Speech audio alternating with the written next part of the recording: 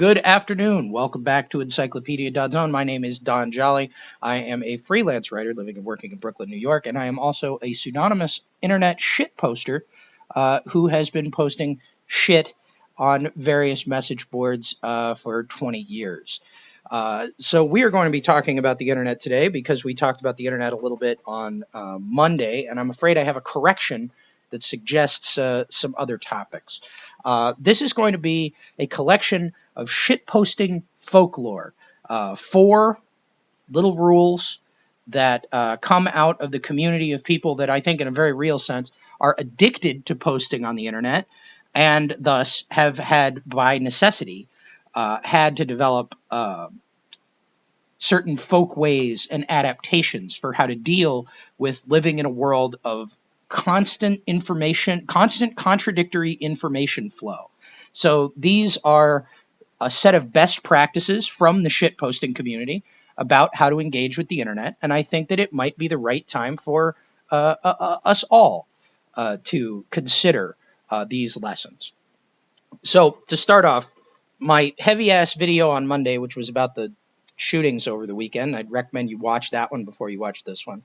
I mentioned that there is a particularly risible meme coming out of the anonymous message board communities that the shooter posted his manifesto on, where you would see images of like 1990s fast food interiors, like Taco Bell's, McDonald's, that kind of thing, alongside the slogan, remember what they took from you. This being like, a gag on, like, the white America has been dispossessed of its precious Taco Bells. Now, in the aftermath of posting that video, which got mostly positive response, and I'm very thankful for that. So thank everybody who fucking took the time to watch it and comment and so on and so forth.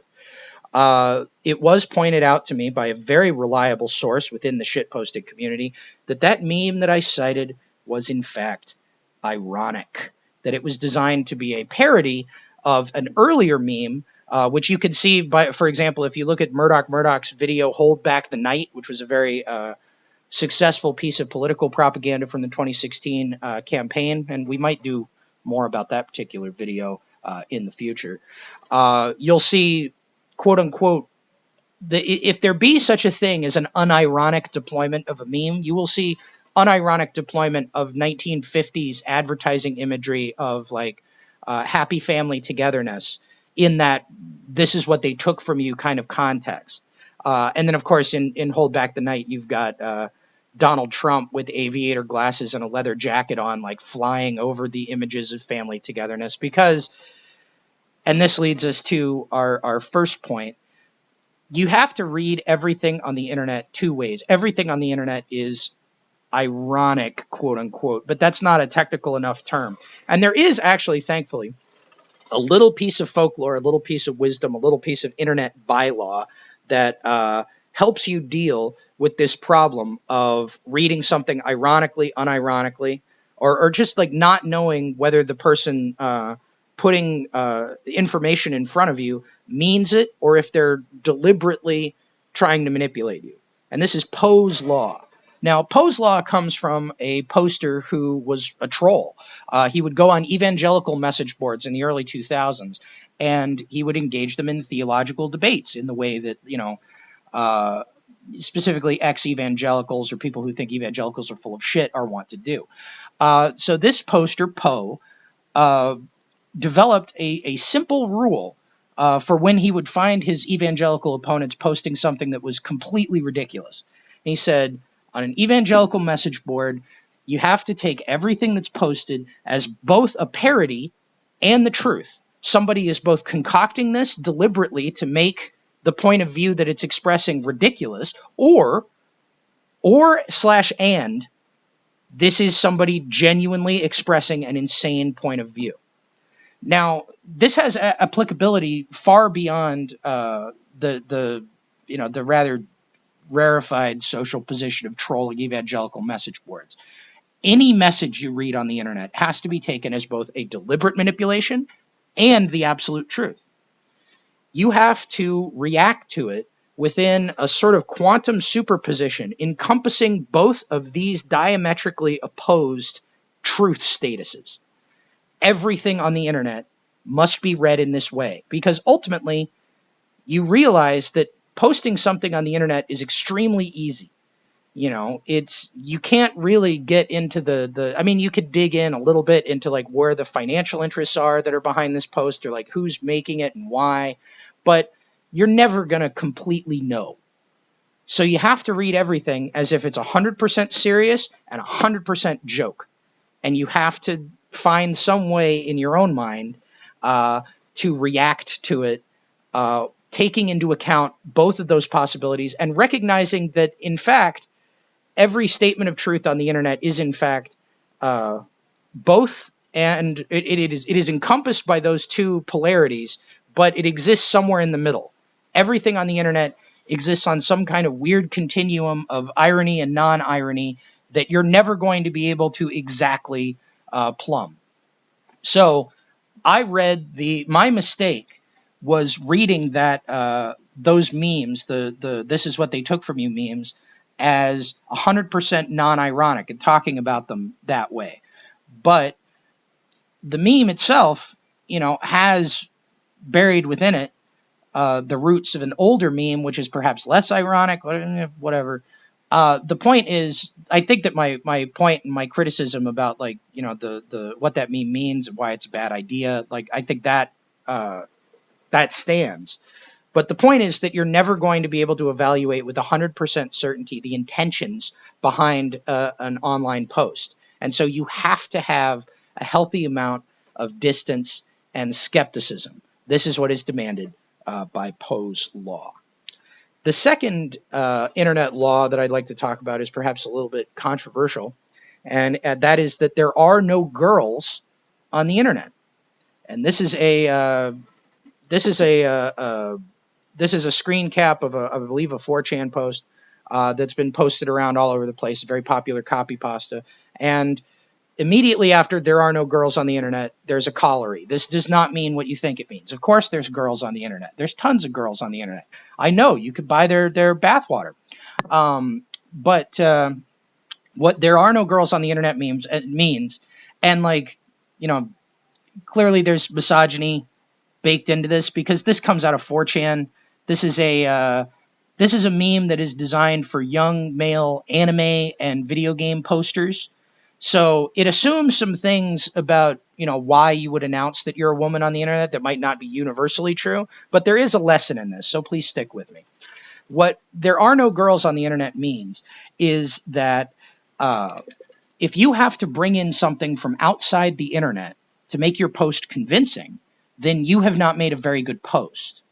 The implication in the example given in the actual originating post itself is that if you have to bring in the fact that you're a girl in a discussion about video games, then you've basically, you recognize that you're talking to a mostly male audience, and you are announcing this biographical fact in order to get preferential treatment.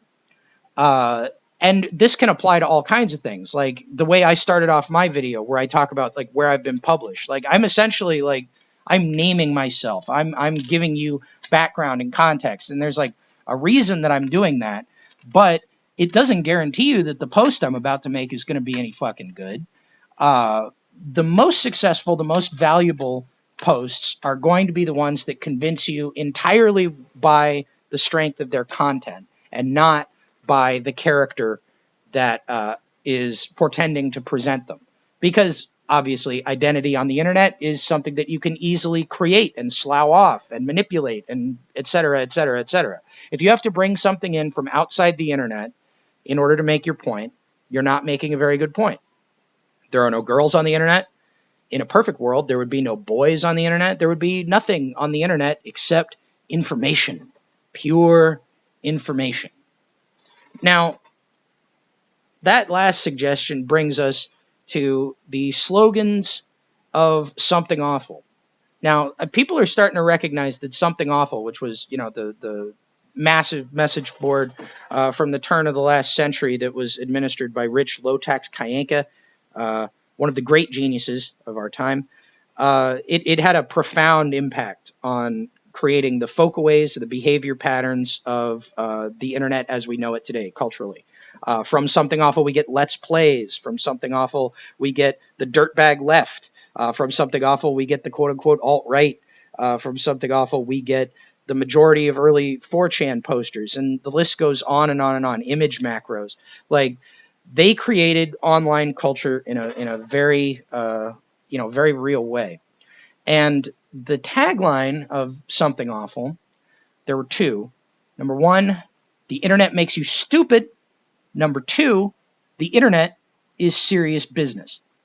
Now, because Something Awful kind of pioneered the level of like online post-ironic detachment from truth that has come to define so many communities in its aftermath, we have to take both these slogans as sort of the opposite of what they say.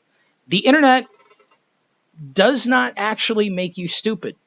I know a good friend of mine is a contractor here in New York, and I've seen him over the course of the last couple of years learn new skills with incredible alacrity because all this information is available online. He's gotten extremely good at figuring out technical YouTube channels and like contractor Reddits where they tell you how to pour concrete, do steel work, do advanced carpentry stuff. He's reading reviews of tools. He's figuring out what he needs to accomplish more and more and more with his business. In a very real sense, the internet has made this guy smart, much smarter than he would be on his own, because he has access and he's figured out the skills necessary to navigate this vast network of free information.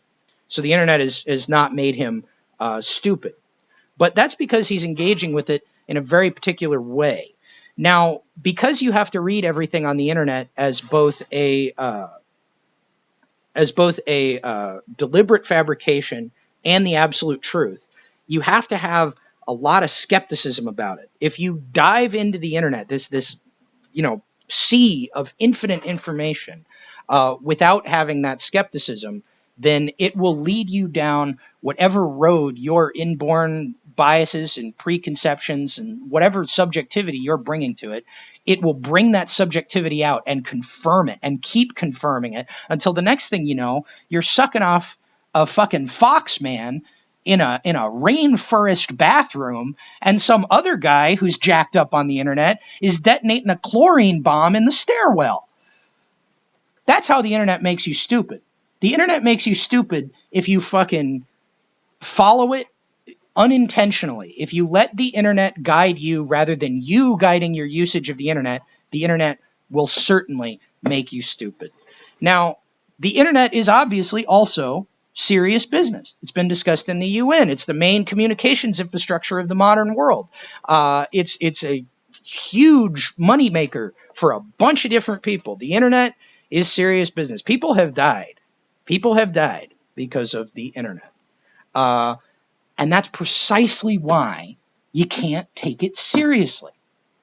Something Awful was a comedy website. That was the sell. But it was also kind of an anthropological website, because what they did on Something Awful, every single day they'd go find some weird goddamn website, some little forgotten cultural corner of the internet, and they'd make fun of it. And it would piss a ton of people off, but it was also a way to explore this like vast burgeoning information network, which was just coming into its own. You were seeing the sides of human beings that you'd never seen before. And the thing that Something Awful figured out, that Lotax and fucking El Pinto Grande and all those fucking guys from the early days, the thing that they figured out in terms of like how to deal with how crazy the internet was without becoming completely insane yourself, and we could evaluate whether any of us has succeeded, but the thing that they came up with is the internet is serious business, said with tongue in cheek, because once you start taking the internet seriously, once you start believing the internet, then it leads you down that path of total retardation. the way that you think about the internet, the way that you got to think about the internet, in my opinion, is that it's like an extremely wise, scheming vizier. You're like a king, okay? When you have the internet, you're like a king. And you've got this guy who's got a lot of knowledge. He can really help you out. He can tell you how to fucking move building materials. He can give you a community for your creative work. Like, he can hook you up, man. He's really good in some ways, but he's plotting to become the king himself. So he wants to take advantage of all of the inborn biases and little superstitions that you have. He wants to confirm them, to double down on them, and to lead you down a path that will allow him to stick a knife in your back. So you got to listen to the vizier within certain limitations. And the best way to put those limitations up is just not to take what he says particularly seriously. You got to have a sense of humor about the whole thing. If you stop having a sense of humor about the internet, then you're in big trouble, because you're on the pathway to the rainforest chlorine bomb. And we really want to avoid the rainforest chlorine bomb. There's one last piece of internet folk wisdom, which I think almost ascends to the point of Zen koan. And like I'm saying, it's necessary to take the internet with good humor, and it's necessary to sort of turn down the internet's offers of hyper intelligence. Like, the internet will make you feel like you have perfect understanding of every fucking topic. You see this all the time. You ever get into a fucking conversation with a person who just has Wikipedia on their phone, and they're just Wikipediaing everything that they fucking say? And so you're not really having a conversation with that person. You're having a conversation with Wikipedia. That's a person who has fucking failed to keep the internet at arm's length. That's a person who is not taking the internet with a grain of salt. That's a person who does not have a layer of humor between themselves and the internet. That is a person who legitimately believes that, in this case, Wikipedia is granting them fucking just 100% hyper intelligence, that it's just a pure extension of their character and there's no difference between them. That's not good. At a certain point, you got to make the conscious decision to be stupid. You got to make the conscious decision to be retarded. And as they used to say on Fiad, the essence of being gay is retarded, and being retarded is fucking cool.